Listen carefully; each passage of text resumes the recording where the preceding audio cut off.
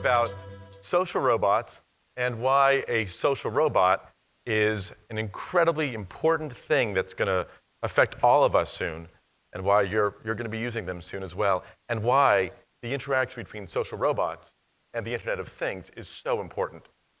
Now, most of you probably know what a robot is, but maybe not what a social robot is. So a social robot is simply a robot designed to work and bond with people. That's it. And using the same social cues and behaviors that people use to bond with each other. The Internet of Things is really important when it comes to this. So all the devices that you have with you, all the things like Nest thermostats, other technologies you'll have in your homes, and all those data need to be brought together somehow. And I think you're going to see how, in the near future, social robots will be this profound impact that will affect our lives for the better. This is the robot that I designed, along with 80 other people. And this is from a Indiegogo campaign that we did a video for a couple of years ago. You'll see here, it's a simple object. It's very small, about that high. It's got 3 motors, so it can spin. It doesn't locomote around the room, though. It's got 2 cameras, so it can see a 3D scene. It's got 6 microphones, 2 speakers, a light ring, a touchscreen interface, and some touch sensors on the head. And that's it. But the way it does things is really important. We think of Jibo as this, as a principle-driven, expressive, magical, cohesive, dependable, balanced, and endlessly livable social robot, a character that exists in your home. Now, this is not a typical design brief for technology, and there, to be honest, there's a lot more that we think about too. But you have to live with this object. It's a 3-dimensional thing that lives in your home with you. And to do that, we have to think about design in a very different way. Character becomes everything. Jibo isn't just a camera. So while it can take pictures on demand or it can take a bunch of pictures, this is an entity that can become a cameraman, which means a whole bunch of things. It can comment on pictures. A real person would say, let's try taking that again, or it was a little bit dark, or maybe, what a nice smile you have. With really good AI in the future, it might say, what a great red sweater, or is that a cat? And he's not a weather app. He can become a weather man. So if he gives you the weather information, he can experience it too. He's in your environment.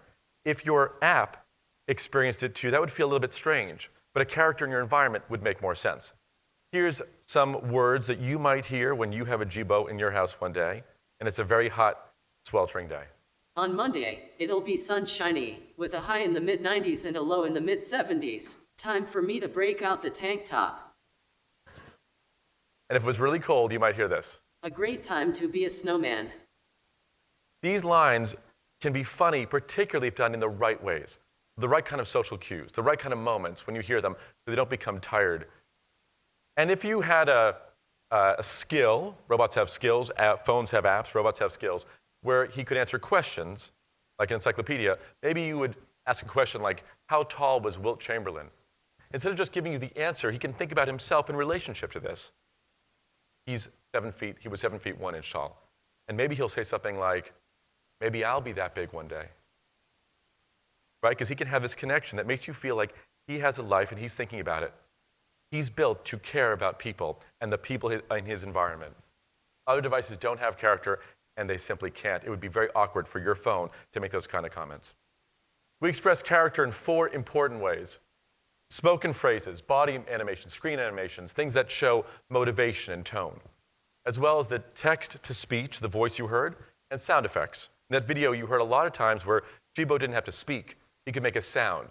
Instead of saying, I love you, maybe he can say a sound that conveys the right kind of tone.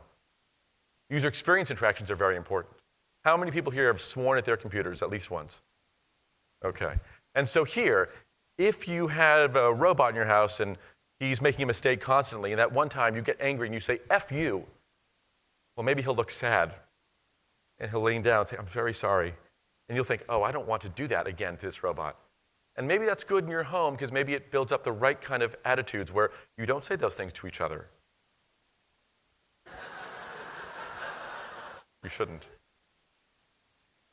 And what's really important is how we synchronize all these things. The synchronization is a huge aspect. It's very complicated. Synchronize body animations, the screen animation, the sounds. Once you have that synchronization, though, very little bit becomes incredibly effective.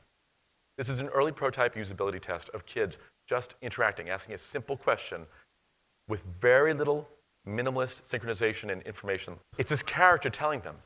Take a look at this one here. Two kids interacting with a little bit more character now. You'll see him move a little bit towards each child. This is not what happens with a cell phone. It's very different. Okay, he's on remote control because he lives in your home. So when it comes to integrating all these technologies, he can do some very special things because he can become an expert. In the 90s, there was psychological research done where these two professors at Stanford said, let's try testing psychological phenomena and see if they apply between people and media the way they apply between two people. So in this case, they took two televisions, labeled one news, showed CNN on it, labeled one entertainment, and showed Cheers on it. They scored it. The entertainment was a lot of fun to watch, and the news was newsworthy. Then they switched these, showed it again, and rescored it. People thought the entertainment wasn't much fun to watch, and the news wasn't as reliable. A live feed. Because that TV was obviously an expert about entertainment. It said so right there. Jibo can become the expert for your home because he knows so much. He lives there all the time. He knows context. He's aware. He knows the people in the environment. He has memory of the interactions you've already had with him in the past. He can synthesize lots of data. He's meant to be used by anybody, whether you're young or old, and he can put all this stuff together in a package that makes sense.